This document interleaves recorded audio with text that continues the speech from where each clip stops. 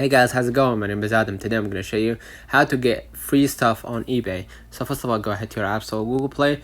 Make sure that you updated your eBay to the latest version. Now what I'm going to do, I'm going to go back to my screen, go ahead to my browser. If you want to get free stuff on eBay, what you're going to do, all you need to do is purchase something from seller and then claim in an affidavit that you received an empty box. eBay will gladly refund you in full with no obligation to return the item that you received, as long as you do not admit to them that you ever actually received it. So basically that's one way to actually do it.